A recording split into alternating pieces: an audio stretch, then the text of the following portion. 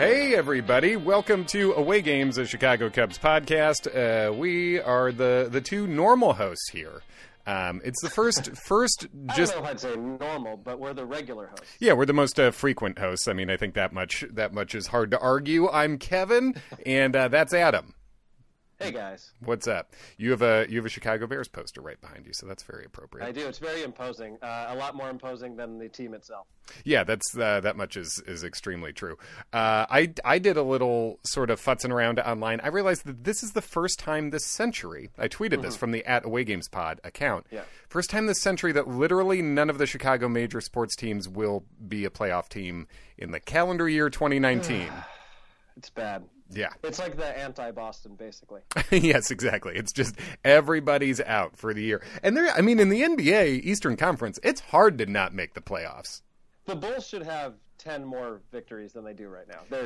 Jim Boylan is an idiot. He really, and he was clearly an idiot last year too. It's just like it's not even a hindsight thing. It's just it's terrible. John Paxson and Gar Forman need to leave, and that's how much is going on with the Cubs right now. That's what we're talking about. But at least the Cubs have great ownership. Yes, at least the Cubs have really good ownership. It's not like they're talking. Not like supposedly there's been rumors floated about attaching Wilson Contreras to a bad contract to just get rid of money. It's tough because nothing has officially happened, right? In terms of, I mean, people have been signed for money that the Cubs did not do that, but there's it just seems like it's going to be a big surprise if anything good does happen anytime soon. I'll give you one small good thing. I'm totally on board with them having signed Morrow to a minor league deal. There you go. Yeah, I think that is a good thing. I think it's cool that he seemed to want that as a sort of hey, I'm really sorry that you paid me all that money and I pitched half a year. Right. Yeah, and he came out. His agent said that he wanted to come back to the Cubs on a minor league deal to sort of make good on it. And yeah, that is a good thing because it's just it's no downside. If he's healthy, it's great. I don't expect him to be healthy, but you might as well have him in the mix. Right. But I mean, a lot has happened around baseball since the last time we released a podcast. You were off on the Seven Seas last week, and how was that? Man, it's not good. It's just, I mean, I'd never performed on a cruise before, and the shows themselves, I guess, were fine.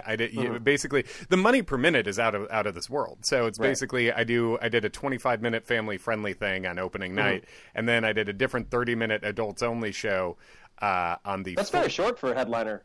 Yeah. Like headliner times. That's all they wanted. Yeah, usually I'm doing 45 to an hour, so it's basically it's basically a total of 55 minutes.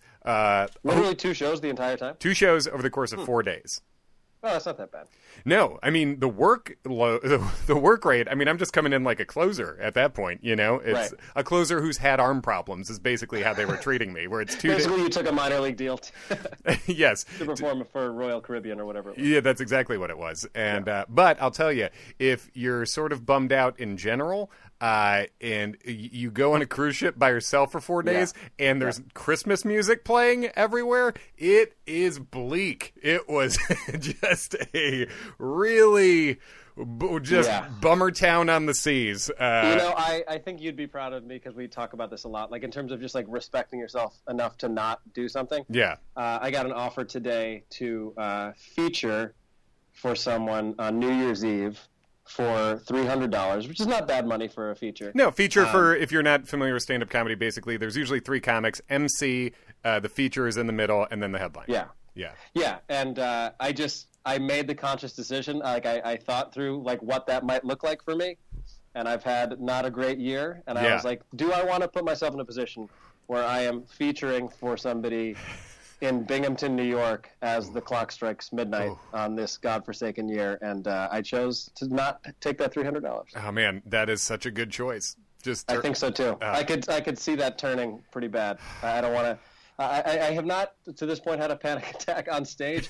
Sometimes slightly before, slightly after, but sure. I think that would be lining up for a potentially disastrous outing. I definitely agree. So that's good job turning down that gig. Yeah, that's where I was last week while you were talking to Ken. Was just out on the ocean. And good times. But in any case, what happened? So as Ken and I were talking, the Strasburg deal maybe had just happened. Yeah.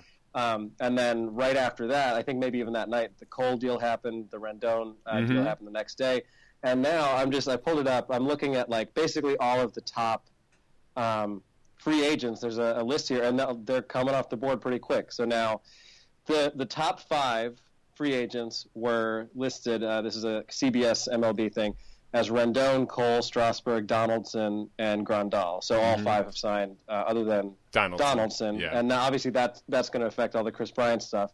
Mad Bum signed with the D-backs, which kind of came out of left field for me. I didn't see them really as a player in that. No, the Diamondbacks are making a play to really contend. And I mean, they contended more than you really realized they did last year. They were in the mix towards the end. And they're doing some interesting things. They actually, one of the few teams that sort of did it, they did a deal for their deal for Goldschmidt. They actually did get value back. Carson Kelly was decent. Luke Weaver's there. Bumgarner, I didn't realize it was this much of a difference, but tax-wise, $85 million for the Diamondbacks is equivalent to making $100 million for San Francisco. Just because in terms of like income tax in Arizona?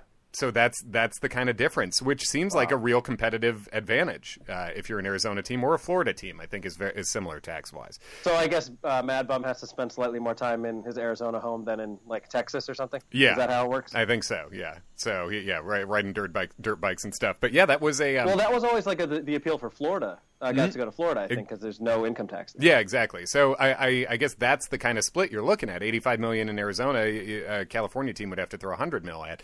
So that could have come into play there. And yeah, Mad Bum does a sort of surprise signing with Arizona. Yeah, so when going into the top 10, so Mad Bum was listed at 6, Zach Wheeler is 7, he signed with the Phillies.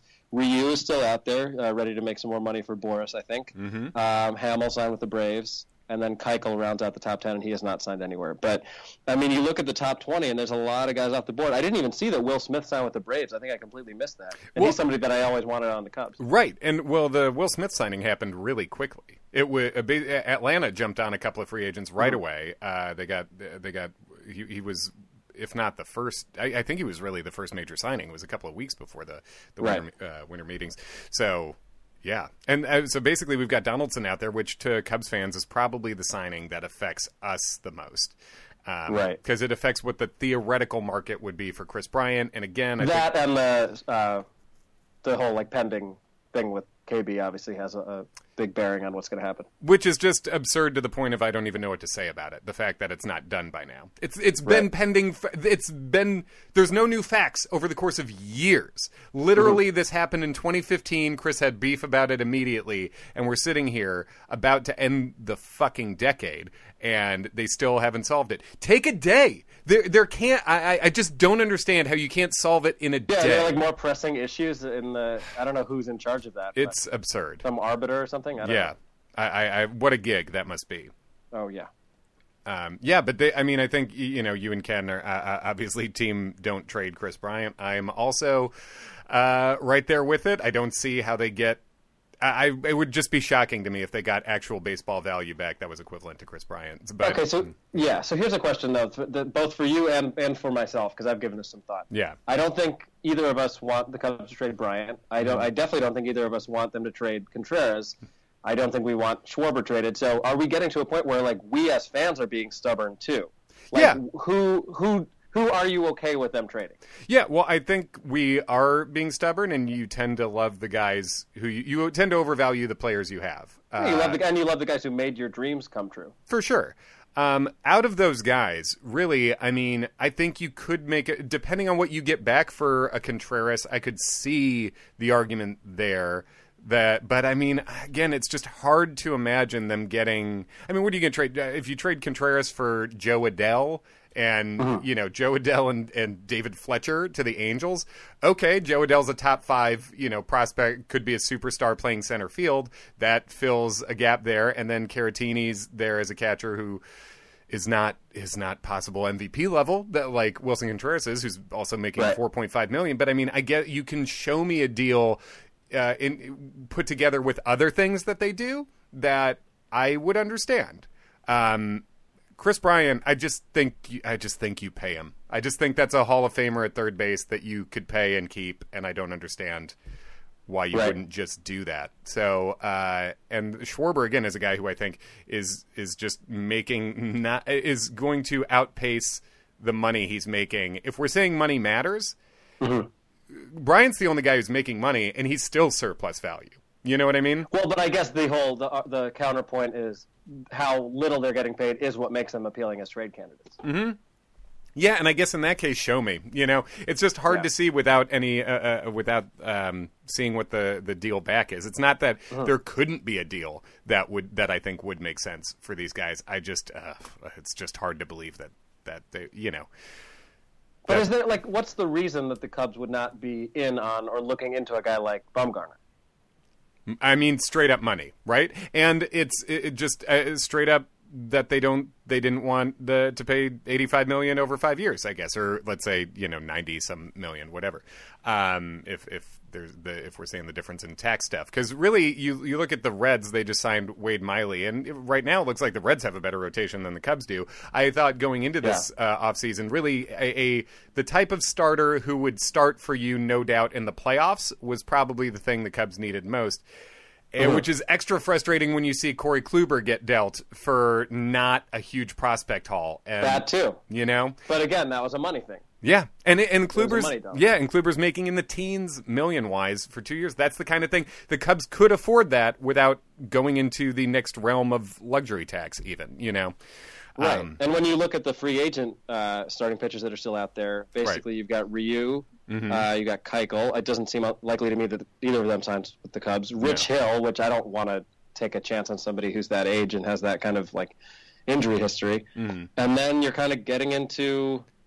I'm now into the high 20s here, and on the free agent list, seeing anybody. Yeah, there's relief pitchers. There's literally no one in the top 50. Those are the two starting pitchers who are still out there. I mean, I think most likely you're looking at a fifth starter that's in the house right now, and I just think that's asking a lot when Lester has the age and miles he does, and the performance he had last year. Obviously, we all love him, but I mean, between him and Quintana, basically you have two real top end pitchers when it comes to for a team that should be contending for the World Series with Hendricks and Darvish, and that's if Darvish is second half Darvish, or not even full on second half Darvish, but closer to it than he was the whole rest of his time with the Cubs. It just seems like if they're not willing to go get a really top three sort of starter for the rotation, then it seems like they're not going fully for it in 2020. And then in that case, I guess you deal someone, right? I mean, Right.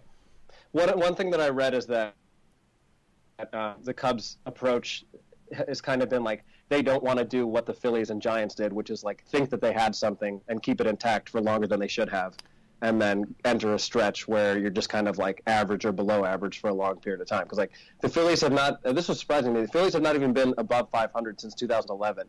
And the Giants, obviously, the last couple of years have struggled. So I think it's that constant narrative that they always push about we're we want to be competitive now, but we're also trying to make sure that we're setting up the future. And I get that that's tricky. I also would say that maybe don't spend twice your budget on building hotels and shit around Wrigley Field, because that definitely has an impact on what's happening right now. Yeah, money's money, right? And they spent money on the hotels and everything around Wrigley, but they're also getting money back from that, So, in the other taking the TV deal when they had the chance really screwed them. Mm-hmm. Yeah, and then they're saying, "Oh, we have this marquee thing, but we're not going to." But that's not money we actually get for years. It's just, it feels like a shell game that that billionaires play. It is.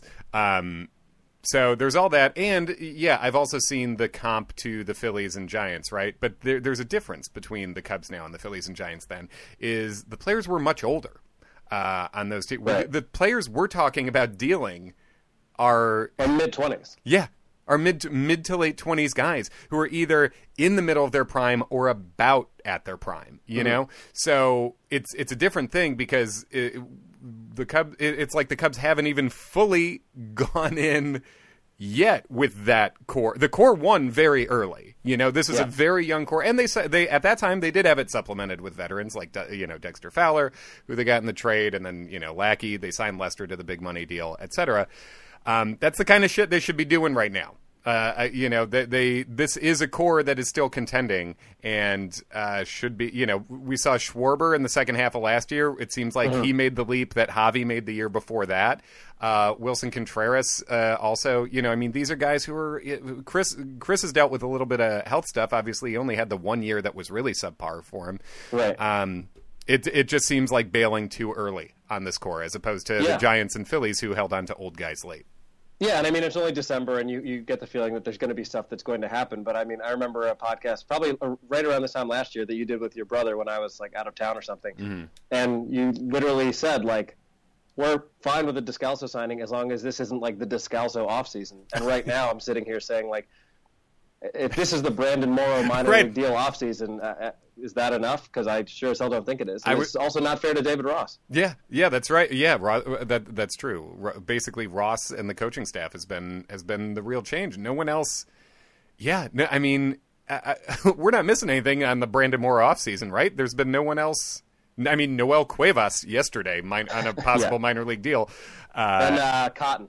That's right, Jarrell Cotton, which that's a flyer I liked. I'm down with that former top prospect for basically nothing. But yeah, I don't know. I guess we're really going to see what happens once Donaldson signs, I think. Because then once Donaldson signs, then and like you said, once the Chris Bryant grievance is settled, whenever the hell that happens, then we'll see. And there will be no more new information for them to get. They'll make the move that they make, but it doesn't feel. I don't know. It doesn't feel exciting to me right now. Can I file a grievance if the Cubs trade Chris Bryant? How does that? We can look into it. Is that just tweeting? Is that just adding the Cubs? Yeah, adding the poor social media team at the Cubs. Yeah, exactly. I don't know, man. So yeah, I guess that's as we're heading into our, heading into the holiday season here. I guess that's been the Christmas has been sort of a soft deadline for a lot of free agents in the past. Not last year, obviously. Last year everything went way longer. This year, at least, things are moving more quickly. That is, yeah. I have in terms of an overall baseball thing. Right. It's certainly that's been better. Yeah. But despite all the doom and gloom, I do have some good news for you. If you go to Thrive Fantasy, and I don't know if you know about this. This is great news. Yeah. If you use promo code AWAYGAMES, all caps. I don't even know if it needs to be on all caps, but just do it to be safe. Yeah. You'll get $10 off, or a free bonus $10, excuse me, when you deposit $10 or more, and I highly recommend it. I think you guys should do that. You should spend the money, even if the Ricketts won't. You should spend. Maybe, hey Ricketts, can we at the Ricketts and tell them there's a free $10 to be gained if they use promo code AWAYGAMES? That reminds me of the. They did an SNL thing that was Cash Cab with Mitt Romney. Your first question's for $25. He's like, I'm not gonna play for a quarter. He's like, no, $25. He's like, yeah, a quarter of $100. I'm not paying for that. Yes, exactly. It's just Tom Ricketts in the in the cab. Yep. Goodness gracious. All right, so I have to run to the Howard Stern holiday party, which is a weird gig. It's not a gig. I'm hanging out. It's a gig as a husband. Yeah, it's a husband gig. I'm a +1 to the Howard Stern holiday party tonight. So that's what I'm doing. You enjoy that. Thank you very much. Anything else? Don't get your wife fired. Yeah, I think at that place, I think I'll be relatively chill. Yeah, that's a good point. There's a much higher bar for what's inappropriate. It would be, man. It would be legendary if I hit that bar for sure. It would be a big upset. Yeah, I think that's all I got. Follow us at Away Games on Instagram, Twitter. Anything else from you, Adam? I got nothing. All right. Hey, who does? Thanks for listening, everybody. Later.